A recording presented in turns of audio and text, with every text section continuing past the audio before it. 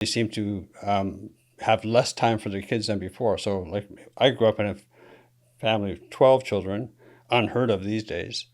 The average family size now is, not that people have fractions of children, but the average, the fertility 1.7 or something. It's down to 1.3 now in Canada. So people have one or two children. That's crazy. You have a chapter on that, chapter 33, the risk of no kids. Yeah. What is the risk of no kids?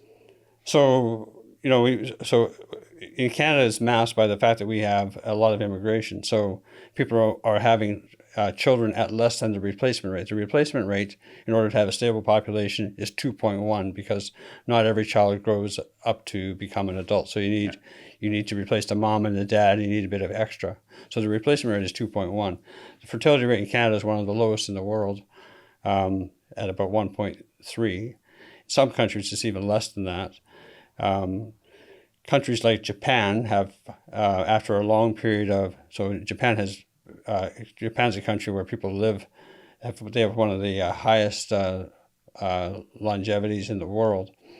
And so their population decline was masked for a long time by the fact that people weren't dying, but now people are dying, and Japan now is shrinking fairly rapidly in population, and Japan doesn't have a lot of immigration. Yeah. So Japan is sort of like the canary in a coal mine, so to speak, as far as what will happen in the world. What impact has it having on Japan right now? So for the first time last year, in Japan there were more adult diapers for adults sold than diapers for children, right? But you have an inverted pyramid, so you have a large elderly population, and the narrow part of the triangle is the younger people. So you have less young people working to support an older population. And what happens when that older population is not there anymore? Like, will it? So eventually you'll get to a turning point where the older people die off, and then you'll have a much smaller population. Okay. And the implications of that are complex. We'll have a fairly. This will happen in Canada too.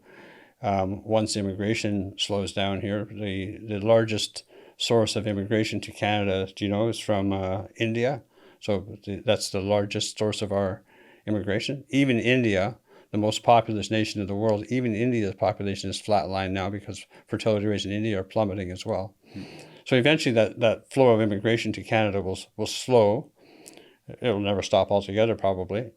And then you'll have the older people die off over a period of 30 or 40 years, and then we'll have rapidly shrinking population. Yeah.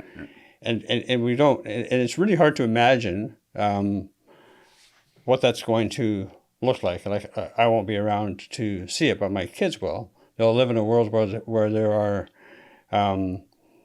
far fewer people. There'll be an uncomfortable period where we'll have people living in retirement for, people retire at 60 or 65, but then they live for another 20 years. And they all need to be supported with Canada Pension Plan, for example, Social Security benefits and so on. And all of that money has to come from somewhere. Yeah. So it's going to have to come from a combination of the wages of young people. Yeah.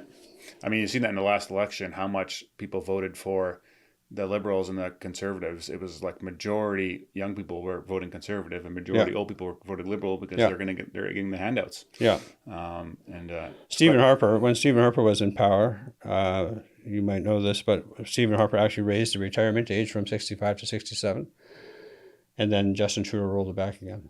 Yeah. Right? Clown show. Yeah. That was. I mean, he did all the hard work to get it passed, and really should. The official retirement age really should be elevated to 70, probably.